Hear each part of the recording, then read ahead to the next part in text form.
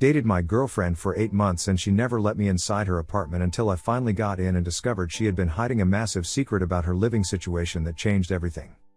I, 28M, have been dating Lucy, 26F, for about 8 months now, and in all that time, I have never once been inside her apartment. Not even to use the bathroom or grab something she forgot. Let me give you some background because I know this sounds weird without context. We met through a mutual friend's birthday party last spring. Lucy works as a veterinary technician at a clinic about 20 minutes from downtown, and I'm a graphic designer who works mostly remote but goes into the office twice a week. We hit it off immediately. She's funny, smart, loves hiking, and we have this easy conversation flow that I've never really had with anyone else. For the first couple months, we mostly met at neutral locations. Coffee shops, restaurants, the park, museums, that kind of thing. Which was normal, who brings someone to their place on the first few dates. But then we started getting more serious, spending weekends together, and that's when I noticed the pattern. Every single time we hang out, it's either at my place or somewhere public. My apartment is nothing special, a 1-bedroom about 15 minutes from downtown, pretty standard furniture, maybe a bit messy but not gross or anything. Lucy seems comfortable there.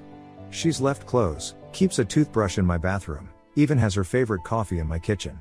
She'll come over Friday after work and stay through Sunday evening sometimes. But when I suggest going to her place, there's always a reason why we can't. The first few times, it seemed legitimate. Her roommate was having people over. She was doing deep cleaning. Her building's water was getting shut off for maintenance. Normal stuff that happens when you live somewhere. But then it became a pattern.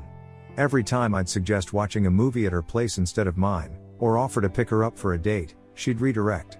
Let's just meet at the restaurant. Your TV is bigger anyway. My roommate's having a rough time right now, probably better to give her space. I started paying closer attention to her excuses, and they were getting more creative. Her building was having pest control, for the 3rd time in 2 months. Her roommate was sick with something contagious. The neighbors upstairs were doing construction that made it impossible to relax.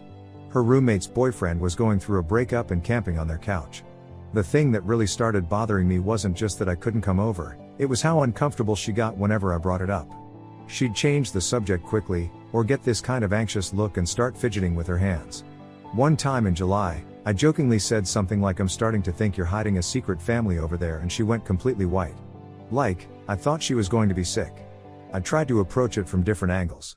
I offered to help her move if she was unhappy with her living situation.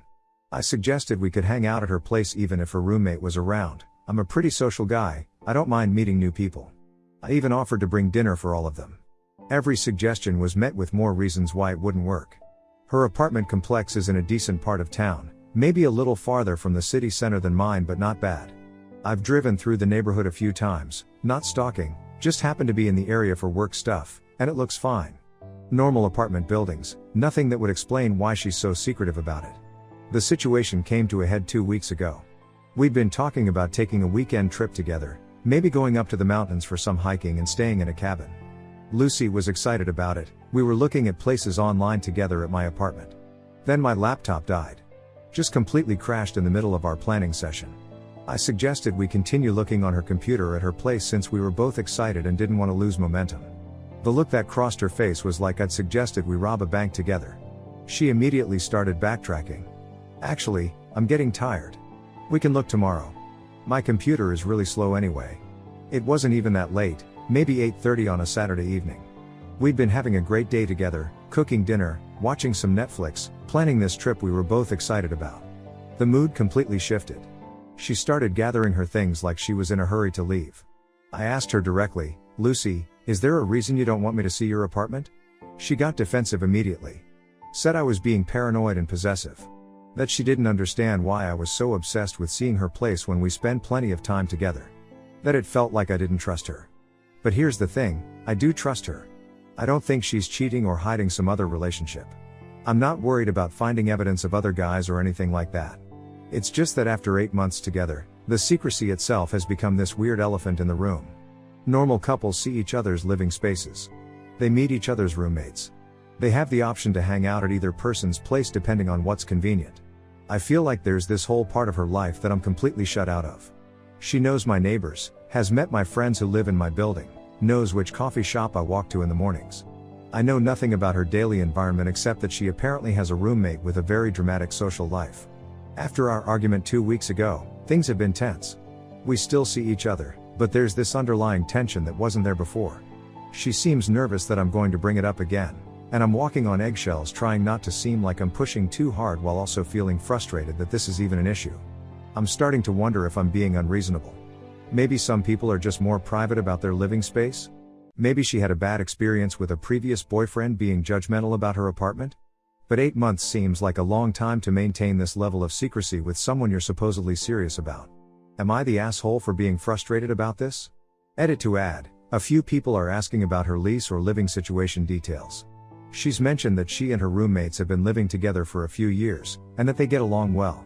She's never said anything about lease restrictions on guests or anything like that. Her building allows pets, she's mentioned wanting to get a cat someday, and seems pretty standard for rental apartments in our city. Comment 1. NTA. 8 months is definitely long enough to expect some level of transparency about basic living situations. The fact that she gets so anxious and defensive when you bring it up suggests there's something specific she's worried about you discovering. That doesn't necessarily mean it's anything terrible, could be embarrassment about the condition of the place, financial issues, weird roommate dynamics, etc. But you're not wrong to want to understand why this is such a big deal to her. Ops reply, that's kind of what I was thinking. I've tried to make it clear that I'm not judging her for whatever the situation is, but the secrecy itself is becoming a problem. Like, if her apartment is messy or if she's struggling financially, I want to be supportive, not judgmental. But I can't be supportive if I don't know what's going on. Comment 2. Have you tried having a serious conversation about this outside of moments when you're asking to come over? Like, sitting down when you're both relaxed and explaining that the secrecy is affecting your trust in the relationship? She might not realize how much this is bothering you. Ops reply, we did try to talk about it after the argument 2 weeks ago, but she mostly just repeated that she doesn't understand why it matters to me so much. She said that since we spend so much time at my place and out together, she doesn't see why I need to see her apartment too. But to me, it feels like she's compartmentalizing our relationship in a way that doesn't feel normal for how serious we've gotten. Comment 3, Uda for pushing this so hard.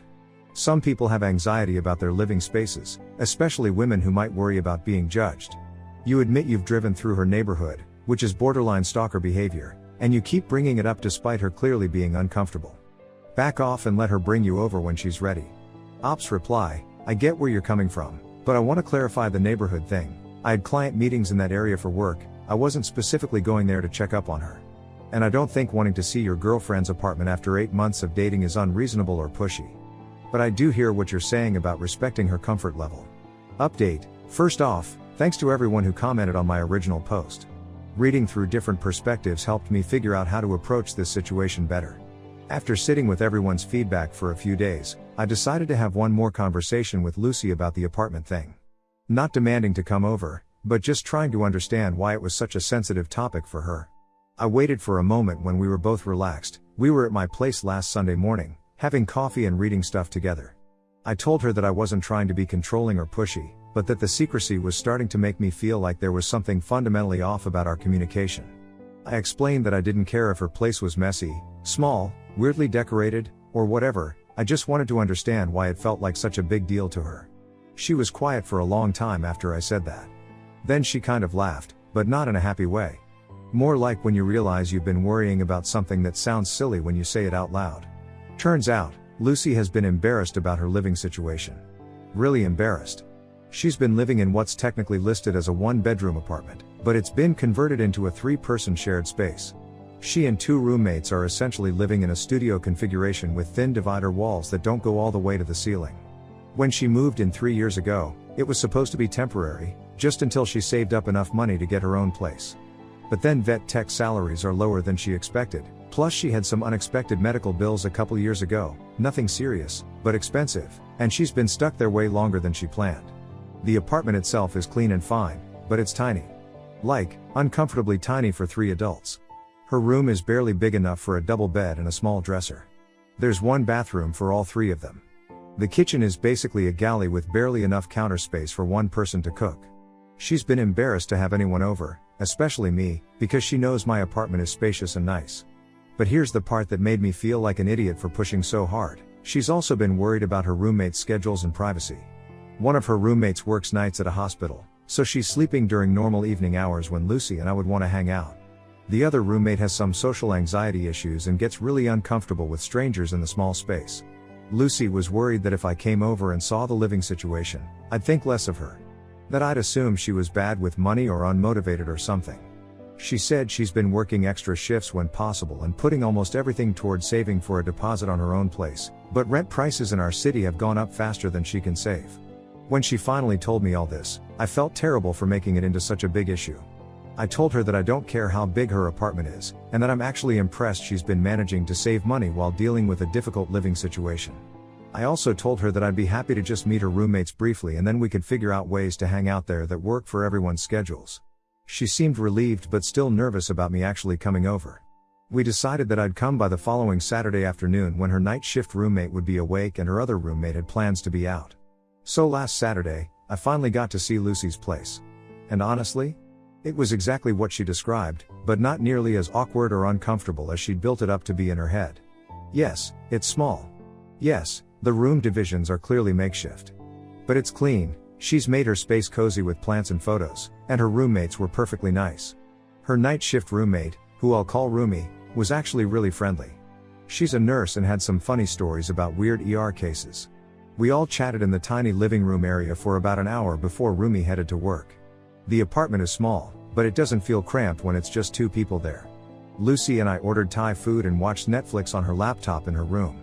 It was actually kind of nice, intimate in a way that's different from my larger apartment. We could hear some street noise and the neighbors, but nothing worse than you'd expect from an urban apartment building. The whole experience made me realize that Lucy had been building this up in her head as much more shameful than it actually was.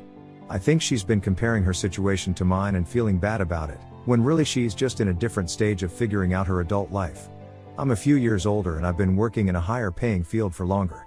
We talked about it afterward, and she admitted that she's been feeling insecure about a lot of things related to money and independence. She's been worried that I see her as less successful or together than I am.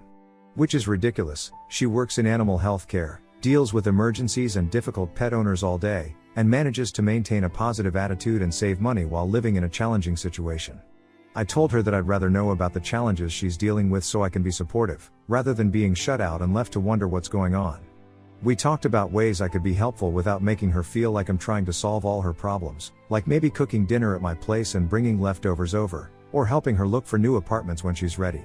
The roommate situation is still a factor in terms of planning when to hang out there, but now that I understand the constraints, it's much easier to work with. Rumi's schedule is predictable, and the other roommate, who I haven't met or talked to yet, apparently said through my girlfriend that it is fine with me being there as long as we give her a heads up. Overall, I'm glad I persisted in trying to understand what was going on, but I also wish I'd been more patient about giving Lucy space to explain in her own time. She's been dealing with some legitimate stress about her living situation, and my pressure to see her apartment was probably adding to that stress rather than helping. We're in a much better place now communication-wise. She seems more relaxed about the whole thing, and I feel like I understand her life better. I'm planning to spend more time over there going forward, working around her roommate's needs, and hopefully she'll feel more comfortable being open about other stuff that's bothering her instead of letting it build up. Update 2, I don't even know where to start with this one. This update is probably going to sound completely unbelievable, but I need to write this out to process what just happened. Remember how in my last update I mentioned that I hadn't met Lucy's second roommate yet? Well, it turns out there's a reason for that that's bigger than social anxiety. Last Thursday, I went over to Lucy's place around 6 p.m. We'd planned to cook dinner together and watch a movie. Rumi was already at work, and Lucy had said her other roommate would be out for the evening, so I figured it would be a good chance for us to have some alone time in her space. I got there and Lucy seemed more nervous than usual, but I figured maybe she was still adjusting to having me over there regularly.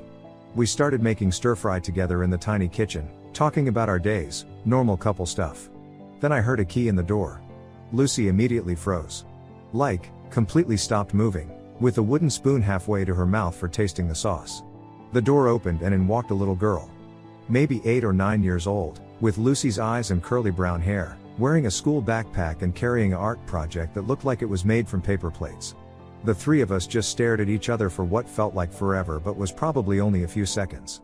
The little girl looked confused and a little worried, like she was trying to figure out if she was in trouble for something. Lucy's face went through about 5 different expressions before she managed to say, "Lily, this is my friend. Lily, This is boyfriend. I'm standing there holding a spatula, trying to process what I'm seeing, and this kid, Lily, says, "Hi. Are you having dinner? I'm hungry. Our neighbor made fish sticks, but I don't like fish sticks." Turns out, Lily is Lucy's daughter. Lucy is a single mom, and this whole time when she's been talking about her roommate, she's been talking about her 8-year-old daughter. The apartment setup suddenly made a lot more sense. The makeshift room divisions weren't for 3 adults, they were set up so that Lily could have her own space and Lucy could have some privacy. The reason Lucy was always worried about noise and scheduling and having people over wasn't just about adult roommate dynamics. She was trying to maintain some kind of normal routine for her kid. After we all got through the initial shock, Lucy sent Lily to wash her hands and get started on homework. Then Lucy and I had to have a very awkward conversation in her tiny kitchen while trying to finish making dinner. She was crying and apologizing and trying to explain everything at once. Lily's father isn't in the picture, he left when she was pregnant and has never been involved. Lucy was 26 when she had her, and she's been raising her alone ever since. She hasn't told any of the guys she's dated about Lily. Not because she's ashamed of her daughter, but because she's had bad experiences with men who seemed great until they found out she had a kid, and then suddenly became unavailable or started treating her differently. Lucy said she was planning to tell me eventually, but she wanted to be sure about our relationship first.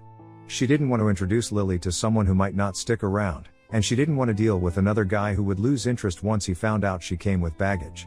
I asked her about all the stories about the roommate having a boyfriend over, or being sick, or having social anxiety. She said some of it was about Rumi, who is a real roommate and does help with childcare sometimes. But a lot of it was about managing Lily's schedule and trying to maintain some boundaries between her dating life and her mom life. The roommate's boyfriend camping on the couch was actually Lucy's brother staying over to watch Lily when Lucy was working extra shifts. The construction noise was Lily having friends over for a birthday party.